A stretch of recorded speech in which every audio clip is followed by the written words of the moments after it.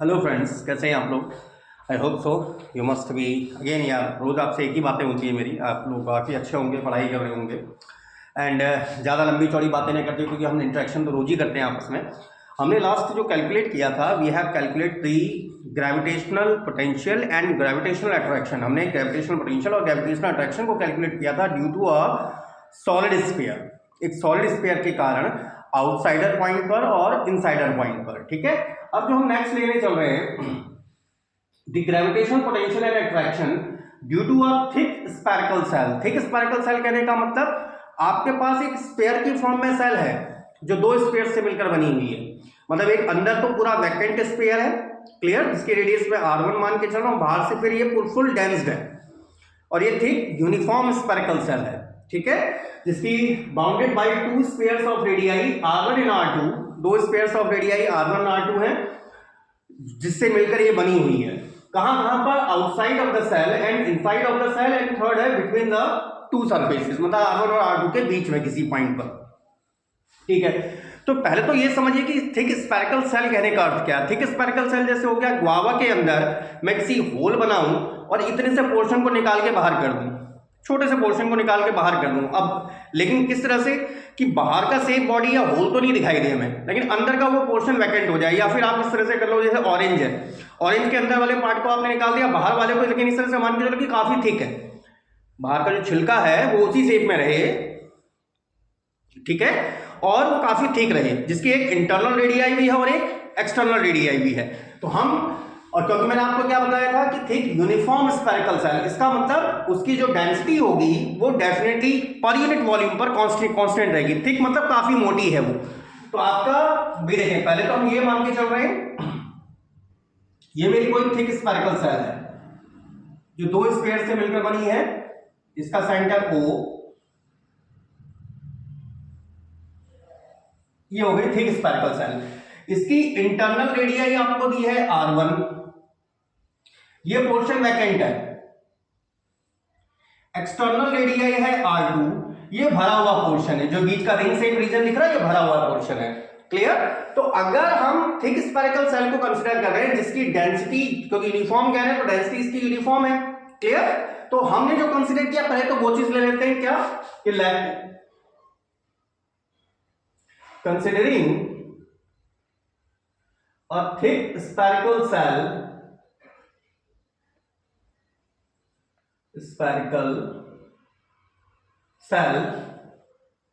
bounded by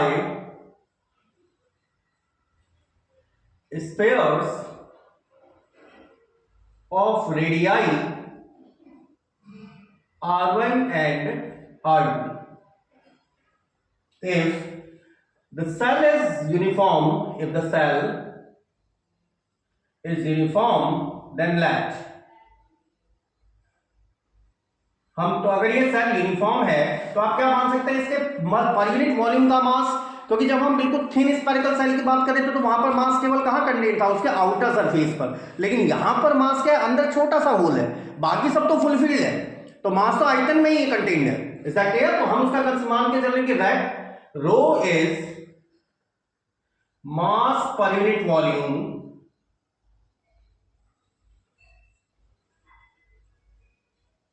of the cell। तो मुझे बताएंगे, मैंने आपको क्या बताया, ये तो वैकेंट था, ये भरा हुआ है, इसमें ये वाला पोर्शन फुलफिल्ड है। Is that clear? जो रिंग शेप रीजन, ये तो भरा हुआ रीजन है। तो इस पूरे स्फेरिकल सेल का मास कैसे निकालेंगे भाई? स्फेरिकल सेल का मुझे आयतन चाहिए होगा। अब ये वाला पोर्शन तो खाली था, ये वाला पोर्शन भरा हुआ था, तो बड़े वाले स्फीयर से छोटे वाले स्फीयर को क्या कर दूं, माइनस अगर कर दूं उनके वॉल्यूम को, तो मुझे नेट वॉल्यूम मिल जाएगा। Is that clear? So volume of thick spherical cell,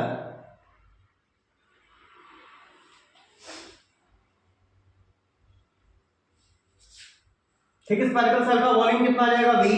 पहले बाहर वाले का वॉल्यूम बोलिए, 4/3 पाई r2 क्यूब, अंदर वाले का वॉल्यूम 4/3 पाई r1 क्यूब, या फिर इसी वॉल्यूम को आप क्या लिख सकते हैं, और we can write 4/3 pi r2 cube minus r1 cube. अब ये तो मेरे पास स्फेरिकल सेल का आयतन आया, एकांक आयतन का मास कितना था, रो is mass per unit volume, जिसको हम डेंसिटी भी बोलते हैं। सो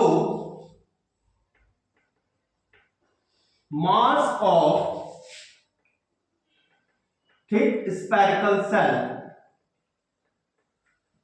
मास एकांक आयतन का इतना था, इतने आयतन का कितना हो जाएगा, इसको रो से इंटू कर दीजिए, that is 4/3 pi r2 cube r1 cube and out of rho. तो ये मेरे स्फेरिकल सेल का मास है जो अभी तक हमने कंसीडर किया। अब हम एक एक करके 1 बाय 1 पॉइंट पर डिस्कस करेंगे। कहां, अब मेरा कहां पर डिस्कस होगा कि ग्रेविटेशनल पोटेंशियल कैलकुलेट करना कहां पर, किसी आउटसाइड किसी एक ऐसे पॉइंट पर जो सेल के बाहर किसी स्थित पॉइंट हो।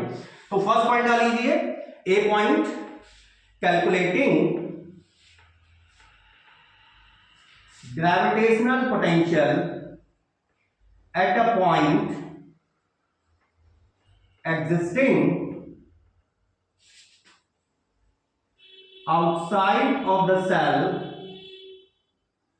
और मान लें कितनी दूरी पर है, distant r from center O। Is that clear? मतलब इसके सेंटर O से r दूरी पर उपस्थित किसी पॉइंट पर हम क्या कैलकुलेट कर देंगे, ग्रेविटेशनल पोटेंशियल को कैलकुलेट करेंगे। तो ये इतनी बात आपको शायद आई थिंक सो क्लियर हुई होगी कि हम जब ठीक स्फेरिकल सेल की बात करें, मतलब अंदर से तो पूरा भरा हुआ एक छोटा सा पोर्शन वैकेंट है, तो हमने नेट वॉल्यूम कैलकुलेट कर दिया। पहले तो वॉल्यूम कितना है, क्योंकि यहां पर मास थिन स्फेरिकल सेल के केस में क्या होगा, थिन मतलब बहुत ही पतली थी, मास केवल सरफेस पर है, यहां पूरे आयतन में मास कंटेंट है। तो वॉल्यूम आ गया, पर यूनिट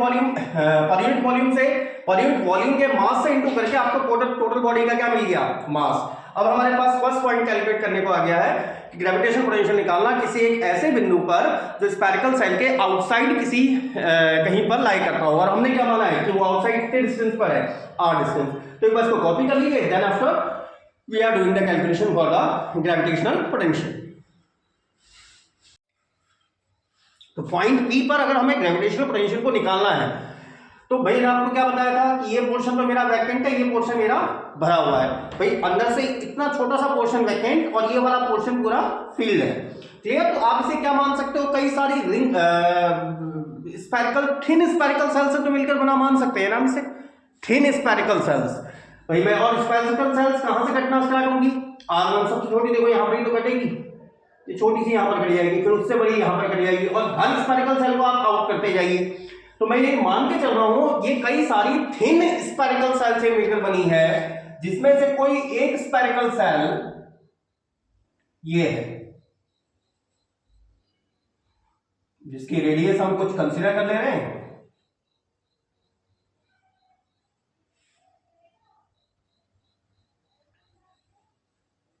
हमने मान ली कि ये जो एक थिन स्फेरिकल सेल है जिसकी रेडियस x और इसकी जो थिकनेस है दैट इज dx, और इससे सेंटर O से r डिस्टेंस पर पॉइंट है P।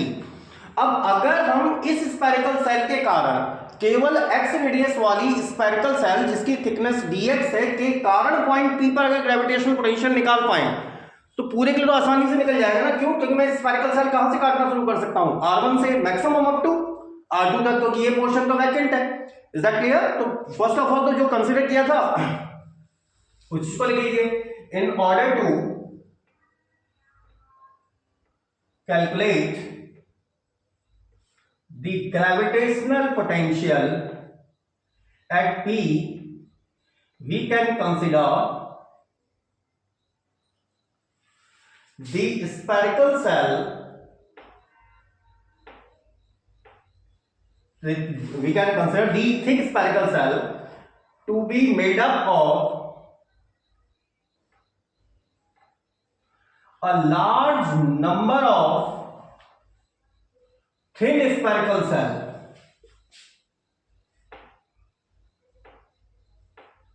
मतलब हमने यहां पर क्या लिखा कि पॉइंट P पर ग्रेविटेशनल पोटेंशियल को निकालने के लिए हम क्या मान सकते हैं, स्फेरिकल सेल को कई सारे large number of thin spherical cell से मिलकर बना मान सकते हैं, जिसमें से एक थिन स्फेरिकल सेल जिसकी रेडियस x और थिकनेस dx को हमने चित्र में दिखाया हुआ है, and one of the thin spherical cell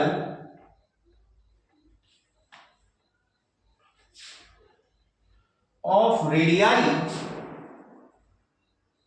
x and thickness dx is represented in figure। तो हम केवल क्या करते हैं, जो आपको स्टार्टिंग में आता है, केवल इस स्पाइरल सेल के कारण पॉइंट P पर निकाल देना, जो हमारा रिजल्टेंट आ रहा है कि इस स्पाइरल सेल के कारण पॉइंट P पर पोटेंशियल कितना होगा। Is that clear? So finding gravitational potential due to this thin spherical cell of radii x and thickness dx at P। अच्छा, एक थिन स्फेरिकल सेल के कारण कितना पोटेंशियल होता है भाई आपने पढ़ा है, और इसको मैं डीवी क्यों लिख रहा हूं? डीवी लिखने का हमारा पर्पज क्या है? क्योंकि हम एक ही स्फेरिकल सेल के कारण निकाल रहे हैं। सेल तो हमारी यहां से लेके यहां तक सारी कटेंगी। Equals to minus G mass of spherical cell, spherical cell का मास कितना है, अपॉन डिस्टेंस, डिस्टेंस सेल के प्रत्येक पॉइंट की दूरी आपकी आ गई आर। अब मास अगर मुझे निकालना है स्फेरिकल सेल का, तो मुझे यहां पर क्या चाहिए होगा? हमारे पास कितने का मास था? एकांक आयतन का मास था, या फिर पर यूनिट वॉल्यूम का मास था। मतलब मुझे इस सेल का क्या चाहिए होगा? आयतन चाहिए होगा या वॉल्यूम चाहिए होगा, क्योंकि एकांक आयतन का मास तो हमारे पास रो है। Since volume of shell of radii x and thickness dx, इसका वॉल्यूम बोलिए, वॉल्यूम बराबर क्या होगा भाई? मास का, क्योंकि थिन स्फेरिकल सेल है तो केवल सरफेस एरिया पे कंटेंट है, तो surface area into thickness. x radius वाला भाई, रेडियस इसकी x थी, सरफेस एरिया कितना आ गया? That is 4 pi x square, और थिकनेस है dx। तो mass of shell of radii x कितना आ जाएगा? ये इतना आयतन है इसका, ये तो 4 pi x square dx and रो, क्योंकि रो क्या था? एकांक आयतन का मास था। सो dv क्या वैल्यू बन गई? dv क्या था? Minus G 4 pi x square dx rho and upon में r। मतलब ये किसके कारण पोटेंशियल है? Due to this thin spherical shell at point P पर। अब मैंने आपको स्टार्टिंग से क्या बोलता हुआ आ रहा हूं कि थिन स्फेरिकल सेल आपकी कहां से कटना स्टार्ट होगी? R1 से मैक्सिमम अप टू R2 तक। सो क्या लिखते हैं हम? The net gravitational potential due to entire thick spherical cell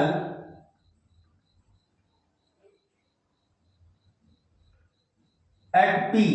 दोनों साइड क्या करते हैं इसे? केवल integrate v equals to minus जो कांस्टेंट टर्म है, उस कांस्टेंट टर्म को बाहर कर देंगे, g 4 pi rho upon r, और इंटीग्रल में आ जा रहा है x स्क्वायर एंड dx, और इंटीग्रल की लिमिट भाई देखो x में ये लिमिट कहां से कहां जाएगी? मैक्सिमम लीस्ट R1 से कटना स्टार्ट हुई, मैक्सिमम R2 तक, तो R1 से R2, या फिर इसी v को आप लिख सकते हैं minus G 4 pi rho upon r, it is x cube by 3 and limit R1 to R2। अब हमारे पास केवल इसको सॉल्व करना रह गया, और ये हमारे पास क्या आ जाएगा?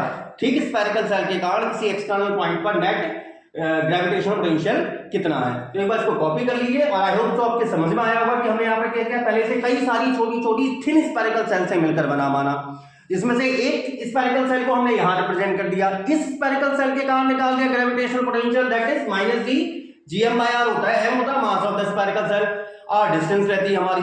तो मास कैसे निकलेगा? जब आपको उसका क्या पता हो? वॉल्यूम पता हो, क्योंकि हमारे पास यहाँ पर वॉल्यूम क्या था? मास पर यूनिट वॉल्यूम था। तो वॉल्यूम निकाल, पहले हमको क्या निकालना पड़ा? First of all I shall have to calculate the volume, then after उसका हमारे पास क्या आ जाएगा?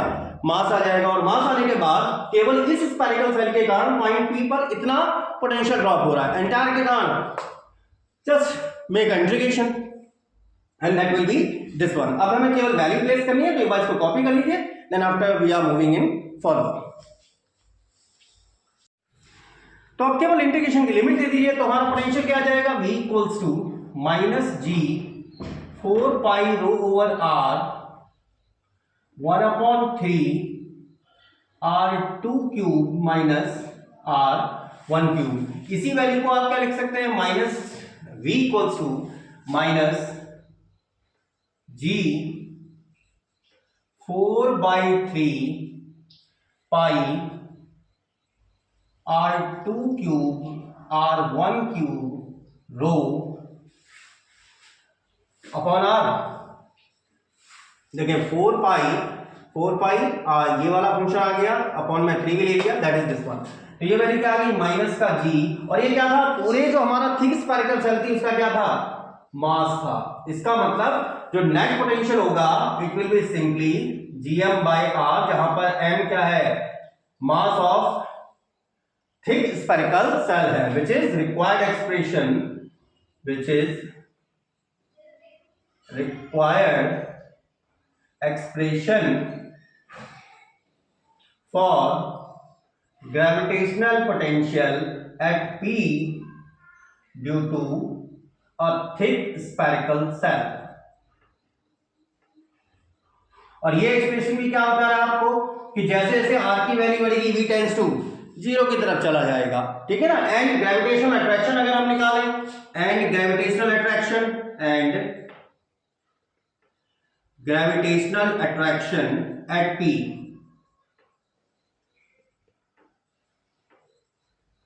P, क्या था gravitational attraction, it is minus का dv बाय dr। तो इसको आप क्या लिख सकते हैं, that can be written as minus का d by dr of minus का gm bye r, and it will become minus minus positive, लेकिन अगेन माइनस हो जा रहा है, अपॉन r स्क्वायर। और ये एक्सप्रेशन भी फिर से देखिए, जो जनरल एक्सप्रेशन आता है हमारा gm बाय r स्क्वायर, मतलब ग्रेविटेशनल अट्रैक्शन का भी एक्सप्रेशन क्या बता रहा है, when r tends to infinity, when r tends to infinity, जो ग्रेविटेशनल फोर्स हो जाएगा विल बी 0। और सेम यही प्रोसेस यहां भी, जब r टेंड्स टू इंफिनिटी जाएगा ग्रेविटेशनल पोटेंशियल भी 0 चला जाएगा, यहां पर ग्रेविटेशनल अट्रैक्शन 0 चला जाएगा, विच इज, इसको भी चाहे लिख दें, विच is required expression for gravitational attraction, which is required expression for gravitational attraction due to a thick spherical cell at a point existing outside of the cell।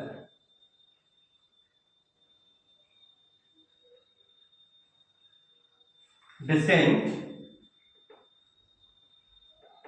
r, small r, from centre O। मतलब ये किसका required expression है, gravitational attraction का required expression है, किसके कारण, एक thick spherical cell के कारण, इस पॉइंट पर, जो उस बिंदु पर जो स्फेरिकल सेल के बाहर सेंटर से स्मॉल r डिस्टेंस पर क्या कर रहा है, लाई कर रहा है। तो ये हमारा पहला केस कंप्लीट हो जाता है। सेकंड केस हमें निकालना है क्या, inside of the thick spherical shell. तो एक बार इसको कॉपी कर लीजिए, then we are moving in the next one. चलिए अब सेकंड केस ले लेते हैं। ग्रेविटेशनल पोटेंशियल किस पॉइंट पर निकालना, eight a point inside the thick spherical cell, जो थिक स्फेरिकल सेल के अंदर लाई करता हो। तो हमारी जो थिक स्फेरिकल सेल थी, हम वो सेम वही पैटर्न लेके चल रहे हैं। ये हमारी थिक स्फेरिकल सेल थी जिसकी इंटरनल रेडियाई तो r1 थी और एक्सटर्नल रेडियाई r2 थी। ये वैल्यू हमारे पास r1 थी, centre O, external radii r2 थी। और आपसे कह रहा है एक ऐसे पॉइंट पर कैलकुलेट करो जो थिक स्फेरिकल सेल के वेल इनसाइड हो, ठीक है ना। इनसाइड कहने का मतलब इन दोनों के बीच में, लेकिन वो हमारा तीसरा केस है, ये दोनों सरफेसेस के बीच में। तो यहां पर हम मान ले रहे हैं कि कोई पॉइंट P है, तो यहां से स्मॉल r दूरी पर प्रेजेंट है। सेम वैसा ही केस, बस वहां हमारा पॉइंट P आउटसाइड में था r दूरी पर, या हमारा स्मॉल r दूरी पर है। तो फिर से हम वही प्रोसेस कर रहे हैं क्या, कि इस पॉइंट पर ग्रेविटेशनल पोटेंशियल को अगर मुझे कैलकुलेट करना है, तो इस थिक स्फेरिकल सेल को जिसकी इंटरनल रेडियाई r1 और एक्सटर्नल रेडियाई कैपिटल R2 है, फिर से आप किससे मिलकर बना मान सकते हैं, कई सारी थिन स्फेरिकल सेल से, पतली स्फेरिकल सेल से, जिसमें से एक spherical shell same process, nothing special. हमने फिर से वही मान लिए,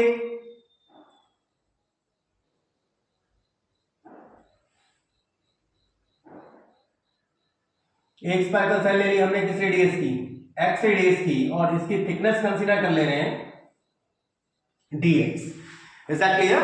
तो हमने जो जो कंसीडरेशन लिया पहले वही चीज ले लीजिए कि late p be any point existing inside the spherical cell at a distance, कितनी दूरी पर, small r from centre O। Is that clear? And in order to calculate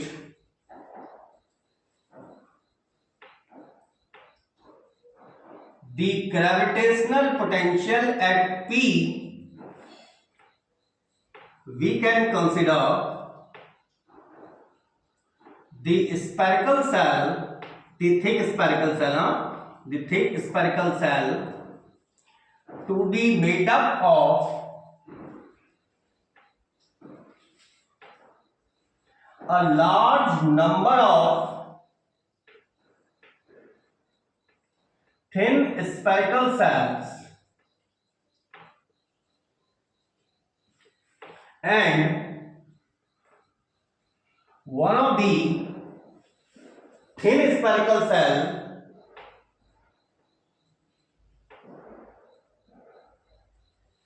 of radii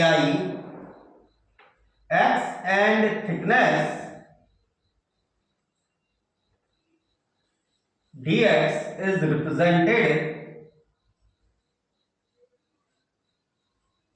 in figure। तो अगर हम केवल इस थिन स्पेरिकल सेल के कारण, तो मैंने यहां पर लिखा क्या हिंदी वालों में बोल रहा हूं कि माना कि स्पेरिकल सेल के अंदर लाई करने वाला कोई बिंदु है जिसकी सेंटर से दूरी r है, और पॉइंट P पर ग्रेविटेशनल पोटेंशियल को कैलकुलेट करने के लिए हम इस थिक स्पेरिकल सेल को कई सारी पतली पतली या थिन कह रहे हैं स्पेरिकल सेल से मिलकर बना मान सकते हैं, जिसमें से एक थिन स्पेरिकल सेल जिसकी रेडियाई x और थिकनेस dx है को फिगर में रिप्रेजेंट किया गया है। और देखो मैं आपको इस तरह से इस वे में लिखाता हूं ना, ताकि आप एग्जाम में उसको प्रॉपर वे में लिख पाए, नहीं तो हम चाहें तो डायरेक्टली भी सॉल्व कर सकते हैं, क्योंकि मैंने आपको समझा दिया कि भाई हम कई सारी थिन स्पेरिकल सेल से मिलकर बना मान सकते हैं, सीधा सीधा डायरेक्टली हम ग्रेविटेशनल पोटेंशियल निकाल देते हैं। तो इसलिए अगर लंबा भाई क्योंकि एक्सप्लेनेशन नेसेसरी होता है फिजिक्स में, तो इसलिए तब मैं आपको हर लाइन एक लाइन करके लिखाता हूं। चलिए ठीक है, तो केवल इस सेल के कारण पॉइंट P पर पोटेंशियल कितना हो जाएगा? So gravitational potential due to this thin spherical shell at point P क्या आ जाएगा? dV equals to minus G mass of cell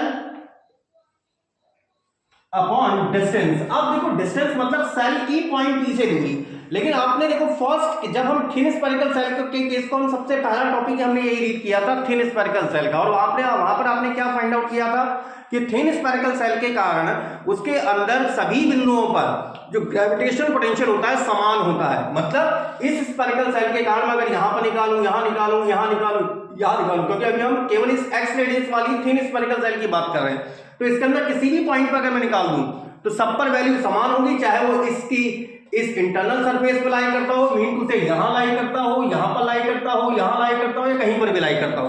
तो आप इसको क्या मान सकते हैं भाई, इस पॉइंट को इसकी से इनर सरफेस पर कंसीडर किया जा सकता है। और अगर मैं इनर सरफेस पर कंसीडर कर रहा हूं तो ये वैल्यू क्या जाएगी? रेडियाई x, इसका रीजन दे दीजिए as we know that the gravitational potential due to a thin spherical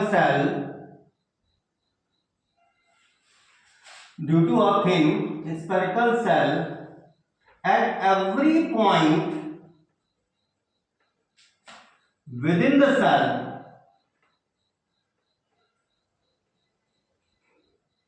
remain same, वो हमेशा सेम रहेगा। तो हमारा टारगेट अब क्या रह गया, मास ऑफ सेल निकालना। फिर से वही कंडीशन, सेल का मास कैसे निकलेगा, सेल का आयतन कैलकुलेट कर लीजिए। तो first calculating volume of the shell, ठीक है। तो वॉल्यूम हियर,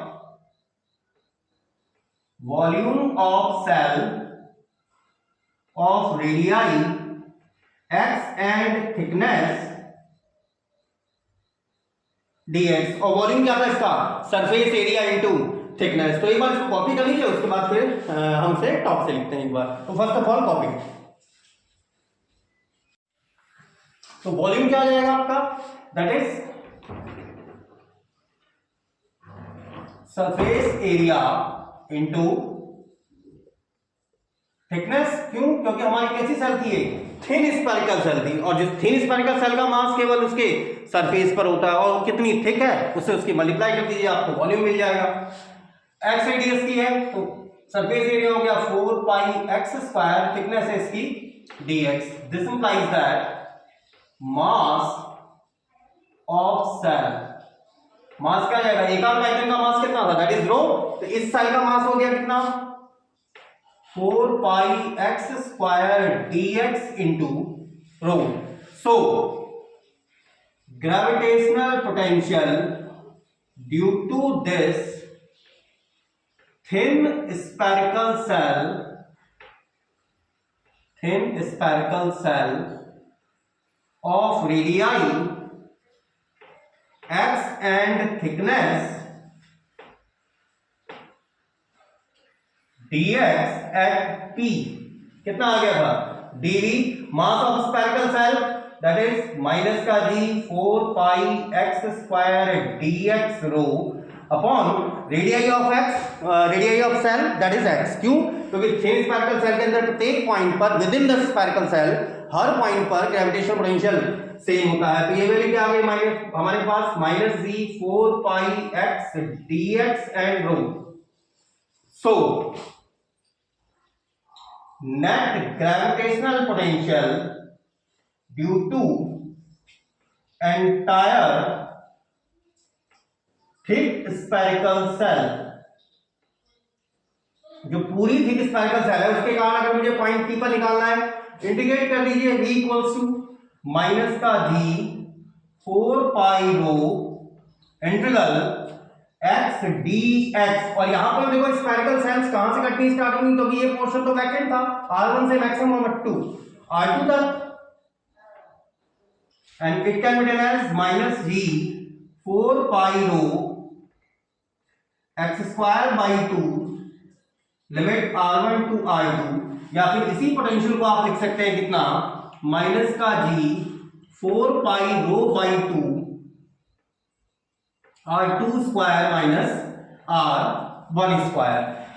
इसको कुछ नाम दे दे रहे हैं s। अब इसकी चाहे तो हम फॉर्म चेंज कर सकते हैं। क्यों, क्योंकि हमें क्या पता था, सिंस वी नो जो हमारी थिक स्फेरिकल सेल थी उसका मास कितना था, जो पूरी थिक स्फेरिकल सेल जिसकी radii internal radii r1 external radii r2 है, since we know the mass of entire thick spherical shell, is that clear, उसका मास कितना था, capital M equals to 4 by 3 pi r2 cube r1 cube into rho. तो यहां से 4 pi रो की value हम calculate करके यहां पर प्लेस कर सकते हैं इक्वेशन एस में। तो उसके बाद आपके पास एक पोटेंशियल का नेट एक्सप्रेशन हमें फाइंड आउट हो जाएगा। और वैसे भी देखो यहां पर जो पोटेंशियल का एक्सप्रेशन है ना, ये पोटेंशियल का एक्सप्रेशन में स्मॉल r तो कहीं आ ही नहीं रहा। अगर हम इसी एक्सप्रेशन में देखें स्मॉल r कहीं आ ही नहीं रहा, इसका मतलब अंदर सभी बिंदुओं पर ग्रेविटेशनल पोटेंशियल सेम है, क्योंकि r1 और r2 तो कांस्टेंट वैल्यूज है। क्योंकि जो हमने थिक स्फेरिकल सेल कंसीडर करी थी वो दो स्फीयर से मिलकर बना था, अंदर तो वैकेंट था, उसकी रेडियस r1 थी, बाहर वाला भरा हुआ था r2 थी। तो r1 r2 तो फिक्स्ड है, ये भी सारा फिक्स्ड है, मतलब अंदर पोटेंशियल बिल्कुल एग्जैक्टली सेम है। वो स्मॉल r दूरी पर या इस पॉइंट की इस सेंटर से दूरी पर डिपेंड करता ही नहीं, तो केवल इसकी फॉर्म चेंज कर रहे हैं। तो एक बार यहां तक कॉपी कर लीजिए, then we are going to change the form. तो ये हमारा पोटेंशियल आया था जिसको हमने नॉमिनेट किया था by the name equation S, और ये हमारा क्या था, पूरी एंटायर जो थिक स्फेरिकल सेल थी उसका मास था। तो इस वाली इक्वेशन से आप 4 पाई रो को केवल एक साइड छोड़ दीजिए, बाकी सब इधर भेज दीजिए। क्या लिख सकते हैं? 3m r2 cube minus r1 cube. So gravitational potential due to thick spherical shell at P inside क्या बन जाएगा? V equals to minus G by 2 R2 square R1 square. इस 4 पाई रो को किससे रिप्लेस कर दें? 3m of R2 cube R1 cube. It is minus का 3mg by 2, ऊपर वाला क्या बन गया? R2 plus R1 R2 minus R1 upon a cube minus b cube R2 minus R1 R2 square R1 square plus R1 R2। तो इस term से ये टर्म कैंसिल हो रहा है, तो नेट पोटेंशियल कितना आ गया? V इक्वल्स टू माइनस का 3/2 GM R2 प्लस R1 और एंटायरली अपॉन में है R1 square plus R2 square plus R1 and R2 which is independent of small r, जो स्मॉल r दूरी पे डिपेंड ही नहीं करता, जो मैं आपसे कह रहा था, which is independent of small r। ये क्या थी? The distance of point P from centre O, the distance of point P from centre O। तो आप यहां पर भी क्या कह सकते हैं कि जो थिक स्फेरिकल सेल के अंदर किसी पॉइंट पर जो ग्रेविटेशनल पोटेंशियल होता है वो भी क्या होता है? कांस्टेंट होता है। So we can say that the gravitational potential inside every point of thick spherical cell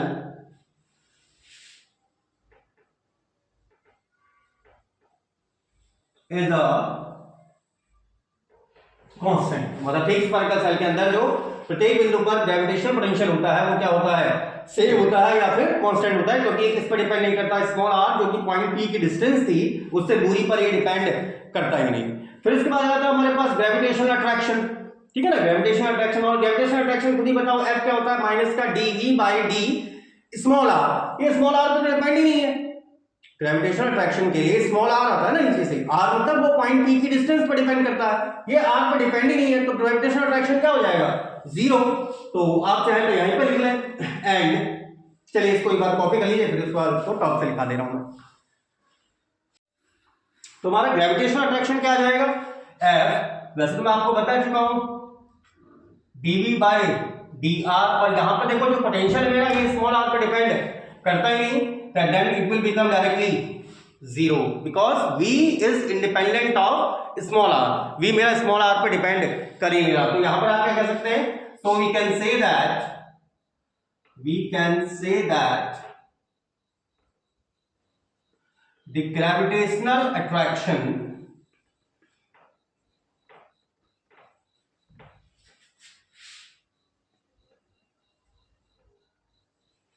inside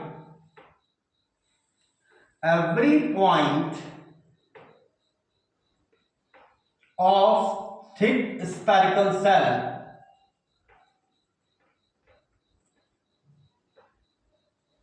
is always zero. मतलब किसी थिक स्फेरिकल सेल के कारण उसके अंदर किसी पॉइंट पर वेल इनसाइड अंदर वाले पॉइंट की बात कर रहे हैं अभी हम, ठीक है ना, इन बिटवीन वाले पॉइंट की बात नहीं कर रहे। उस पॉइंट पर हमेशा जो ग्रेविटेशन पोटेंशियल होता है वो क्या होता है? जीरो हो जाता है। तीसरा अब हमारा जो तीसरा और फाइनल केस रह गया था, थर्ड पॉइंट, ग्रेविटेशनल पोटेंशियल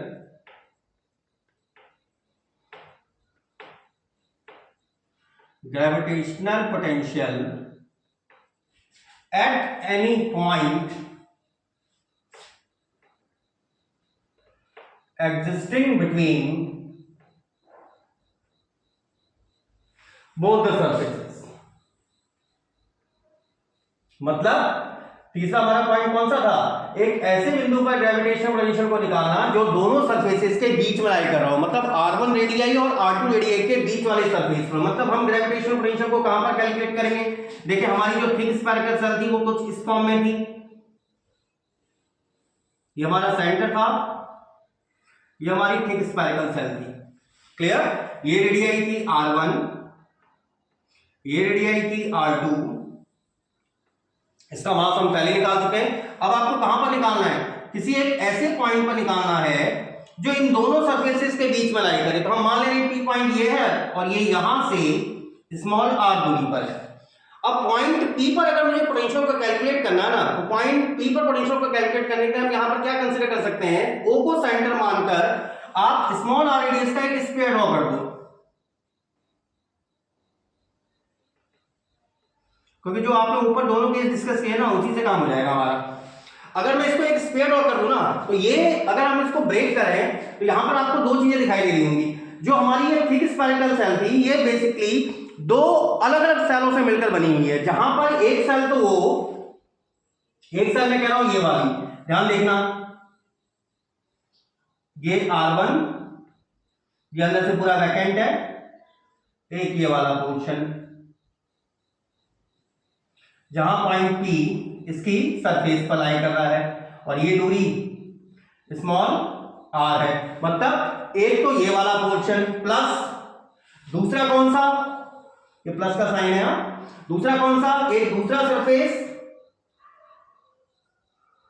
थोड़ा सा छोटा बना दे रहा हूं मैं, केवल आपको समझना है केवल। ये P पॉइंट है r, ये दूरी है r2। अब समझे मैंने कैसे कंसीडर किया, मतलब यहां पर जो हमने गोला खींचा ना, जो हमने O को सेंटर मानकर r रेडियस का जो हमने एक स्क्वायर ड्रॉ किया, उसमें हमने क्या कहा कि ये जो थिक स्फेरिकल सेल है बेसिकली दो अलग अलग थिक स्फेरिकल सेल से मिलकर बनी है।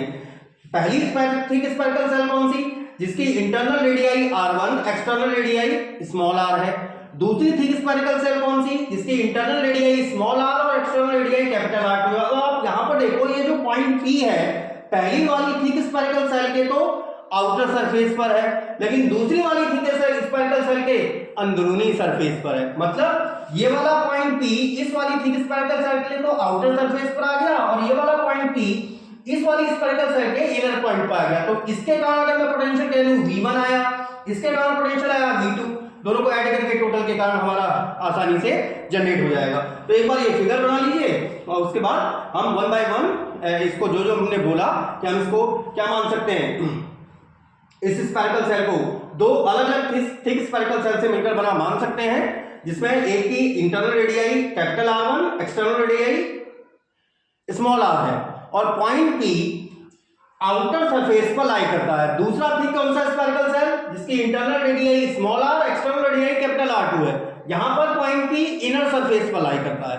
तो एक के कारण पोटेंशियल V1, इसके कारण पोटेंशियल V2, और पोटेंशियल आपको पता है पहले से नंबर ऑफ टाइम्स कह चुका हूं, कैसी क्वांटिटी, एक स्केलर क्वांटिटी है, दोनों के कारण नेट निकाल दूंगा तो इसके कारण मिल जाएगा मुझे, that is V1 plus V2।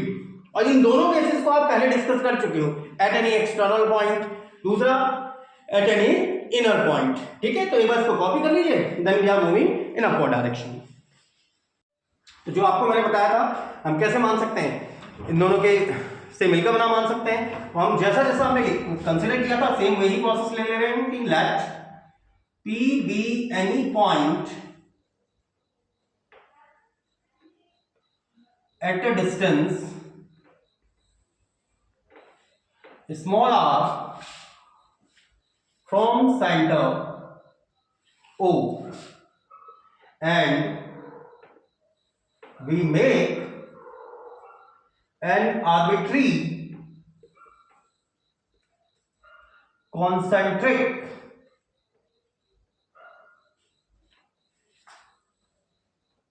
sphere of radii small r taking O as a centre, O as a centre. तो मैंने यहां पर लिखा क्या, इंग्लिश वालों को समझ में आ गया, मैं हिंदी वालों को बोल रहा हूं कि माना पी पॉइंट, माना पी सेंटर से आर डिस्टेंस पर उपस्थित कोई बिंदु है, और हम एक आर्बिट्री मतलब इच्छा से एक कॉन्सेंट्रिक स्फीयर को ड्रॉ कर रहे हैं जिसकी रेडियाई स्मॉल आर और सेंटर ओ है। तो हम नाउ, अब आप क्या मान सकते थे, now we can consider that the spherical cell is made up of two thick spherical cells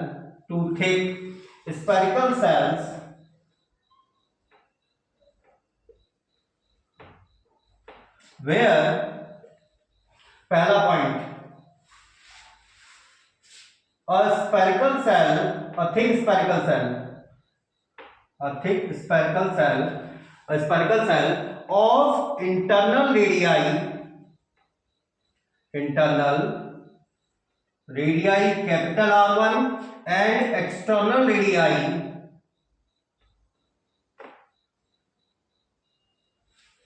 small r and point P lies at the outer surface। मतलब पहला हमने क्या लिया, हमने यहां पर क्या लिखा, हम स्फेरिकल सेल को किससे मिलकर बना मान सकते हैं, दो ठीक स्फेरिकल सेल से मिलकर मान सकते हैं, जहां एक स्फेरिकल सेल जिसकी रेडियाई R1 इंटरनल रेडियाई आंतरिक त्रिज्या R1 और एक्सटर्नल रेडियाई स्मॉल r है, और पॉइंट P आउटर सरफेस पे लाई कर रहा है, पॉइंट P आउटर सरफेस पे लाई कर रहा है। तो हमारा कौन सा केस आ गया, पहला वाला case. So gravitational potential at P due to this thick spherical shell, मैंने ठीक नहीं लिखा, उसमें फर्क ही पड़ रहा, V1 माइनस का V 4 pi by 3 R cube मतलब external radii R cube minus R1 का क्यूब इनटू रो और upon R and that is S1। ये हमारा पहले वाले केस का था, याद है आप लोगों को, माइनस का G 4/3 पाई R2 क्यूब था, लेकिन वहां R2 क्या थी, एक्सटर्नल रेडियाई, R1 थी इंटरनल, यहां एक्सटर्नल रेडियाई R ही है और इंटरनल रेडियाई कैपिटल R है, तो यह आ जाएगा सेकंड। दूसरा कौन सा, a spherical cell whose internal radii is, to say internal radii small r and external radii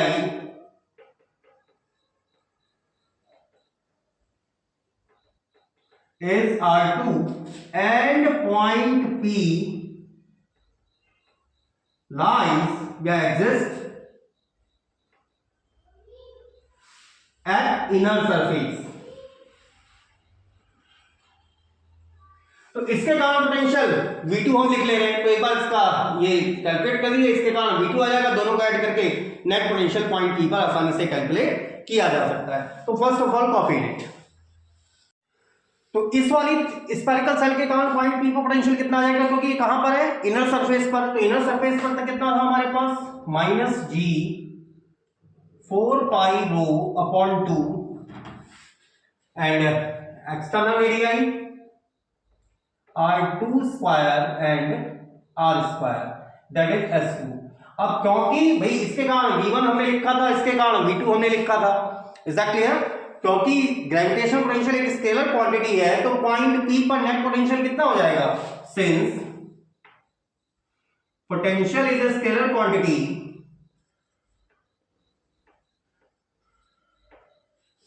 is a scalar quantity, so net potential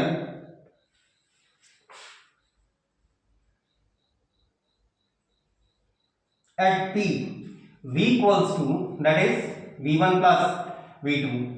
V पहले इस वाले के कारण क्या था, माइनस का G 4/3 पाई R मतलब R क्यूब माइनस R1 का क्यूब और अपॉन में R विद रो, और सेकेंड है माइनस का G 4 pi rho by 2 R2 square minus R square. तो इन दोनों में देखें कुछ कॉमन है। माइनस का G 4 पाई रो कॉमन है, और एक काम करिए यहां पर 3 भी कॉमन कर दीजिए।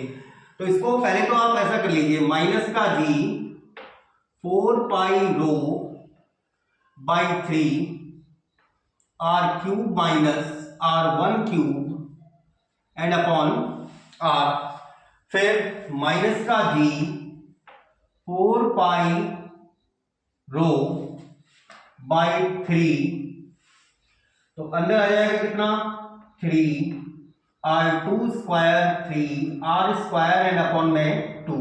एंटायर कॉमन देख लीजिए, एंटायर कॉमन आ जा रहा है मेरे पास माइनस का G 4 pi rho by 3, this one is common. तो यहां पर कॉमन टर्म आपके लिए R क्यूब माइनस R1 का क्यूब एंड एंटायरली अपॉन में R plus 3R2 square minus 3R square and upon में 2। बस अब ये हमें थोड़ा सा इसकी कैलकुलेशन करनी है, that is too easy to solve. फिर इसको इजी सॉल्व करना काफी इजी हो जाएगा हमारे लिए। तो इसमें भी कुछ नहीं, कोई ज्यादा वर्कलोड नहीं है। तो चलिए पहले इतना कॉपी कर दो, नीचे फिर दिखाई नहीं देगा। तो first of all copied it. तो इसको केवल सॉल्व करना है आपका, क्या इसको क्या लिख सकते हैं, माइनस का G 4 pi rho by 3 it is R square minus R1 cube by R plus 3R2 square by 2 minus 3R square by 2। देखो R स्क्वायर ये है, 3R स्क्वायर बाई 2 ये है, तो इसको क्या लिख सकते हैं, माइनस का G 4 pi rho by 3 it is 3R2 square by 2 R1 cube by R, और माइनस का क्या बच गया, it is R square by 2। 2R entire common कर दीजिए, इट विल बी माइनस का G 4 pi rho by 3, 2R अगर entire common करेंगे तो 3R R2 square minus 2R1 cube minus 2R common किया है तो यह आ जाएगा अगेन R क्यूब और अपॉन में 2R। अब चाहे तो हम एक्सप्रेशन को यहीं पर इसको लीव कर सकते हैं कि हमारा जो रिक्वायर्ड एक्सप्रेशन है वो हमारे पास ये वैल्यू आई है, 3R2 square minus R1 square by R और minus R square by 2। 2R common कर दिया तो 2 तो इसके पास पहले से ही है, इसके पास 2 नहीं था तो 2 आ गया, उसके पास R नहीं था तो R आ गया, ठीक है। सिंस अब आपने क्या पढ़ा, जो हमारी डिस्क का टोटल डिस्क कह रहा हूं, तो पूरा जो थिक स्फेरिकल सेल थी जिसकी इंटरनल रेडियाई कैपिटल R1 और एक्सटर्नल रेडियाई कैपिटल R2 थी, उसका मास कितना था, it was 4/3 pi R2 cube R1 cube rho. तो यहां से हम वैल्यू कर, तो हमारा मास ये था, यहां से हम 4 पाई रो को क्या लिख सकते हैं, 4 pi rho equals to can be written as 3m upon R2 cube and R1 cube. So potential at P, so potential at P become क्या बन जाएगा हमारे पास, V equals to माइनस का G बाई 3, 4 पाई रो की value को replace कर दीजिए, that is 3m R2 cube minus R1 cube and here it is 3 G by 3, 4 pi रो की वैल्यू हमने रख दी है, that is 3m R2 cube minus R1 cube and अंदर वैल्यू आ गई 3R R2 square minus 2R1 cube minus R cube and upon में 2 and R। तो यहां पर देखें इस 3 से ये 3 टर्म कैंसल आउट, ये वैल्यू आ गई V इक्वल्स टू माइनस का GM by 2R 3R R2 square minus 2R1 cube minus R cube and upon में R2 cube minus R1 cube which is required expression for gravitational potential due to thick spherical shell at a point which lies between both of the surfaces. तो यहां पर इस चीज को लिख ले रहे हैं हम, मैं इस साइड लिख दे रहा हूं, फिर उसका हम ग्रेविटेशनल पोटेंशियल को भी कैलकुलेट करेंगे विच is required expression for gravitational potential at point P existing in between both of the surfaces। और यहां पर देखिए ये स्मॉल आर पर डिपेंड कर रहा है, that value is depending on small r. तो एक बार इसको कॉपी कर लीजिए, that we are going to find out the potential sorry attraction at P, P point P पर अट्रैक्शन मेरा कितना रहेगा। तो हमारा जो ग्रेविटेशनल पोटेंशियल तो हम फाइंड आउट कर चुके थे, तो हमारा ग्रेविटेशनल पोटेंशियल अट्रैक्शन क्या आ जाएगा, एफ क्या थी इसकी वैल्यू माइनस का dv by dr। Is that clear? तो यहां पर एक काम करिए ना, जो r पे डिपेंडेंट नहीं है पहले तो उसे बाहर कर दे रहे हैं एक बार, दैट इज माइनस का d by dr of minus का gm r2 cube r1 cube और इसके नीचे 2r, तो 2r को इस सभी के नीचे रख दीजिए। तो 2r अगर मैं इसके नीचे रखूंगा तो 3r2 स्क्वायर, इसके नीचे 2r प्लेस करो तो 3r2 स्क्वायर बाय 2 माइनस यहां पर आ जाएगा 2 से 2 cancel out, r1 cube upon r और minus r square and by 2। I hope so you are totally clear from that expression.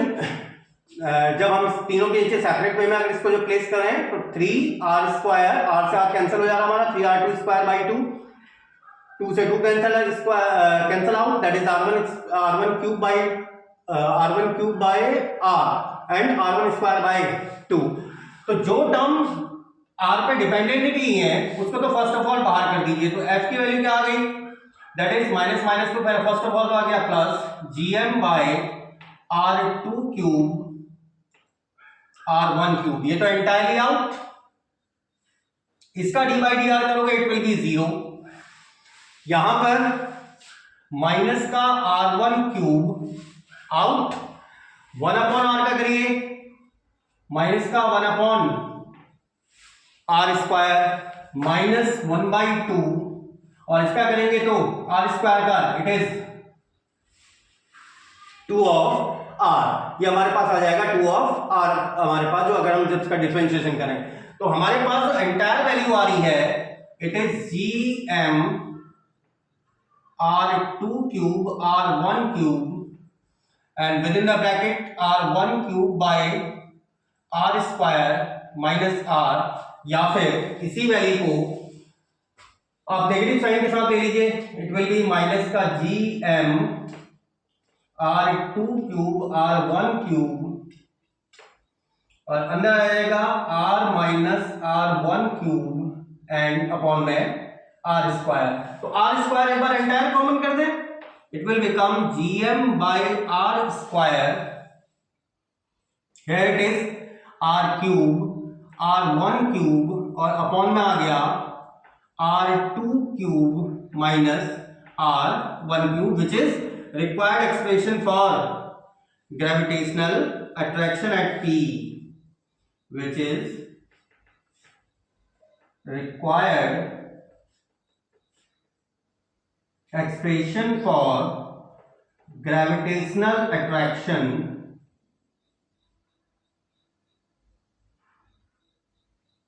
at P, जो P पर ग्रेविटेशनल एक्सप्रेशन का क्या है, रिक्वायर्ड एक्सप्रेशन है। तो आई होप सो आज का लेक्चर आपको सही से क्लियर हुआ होगा और भाई पढ़िए और लाइफ को भी एंजॉय करिए। मैं हर बार कहता हूँ लाइफ को भी एंजॉय करिए, हर सेकंड को एंजॉय करिए, लेकिन पढ़ाई के साथ आप फील करिए कि फिजिक्स, देखो फिजिक्स मैं आपको कई बार कह चुका हूँ, मैं और आप सब फिजिक्स ही हैं। जो हम देखते हैं, सुनते हैं, बोलते हैं, खाते हैं, पीते हैं, जहाँ रहते हैं वो सब फिजिकल एनवायरनमेंट है और हम सीखते भी वहीं से हैं, ठीक है ना। तो जब तक हम फील करके नहीं पढ़ेंगे तो मज़ा नहीं आएगा। तो भाई पढ़ाई में मज़ा भी लीजिए और लाइफ को भी इंजॉय करिए, सब कुछ करिए और लाइक शेयर एंड सब्सक्राइब करिए भैया अगर आपको समझ में आ रहा है, और अपने फ्रेंड सर्कल में भी बताइए। Till then enjoy your life, good bye dears.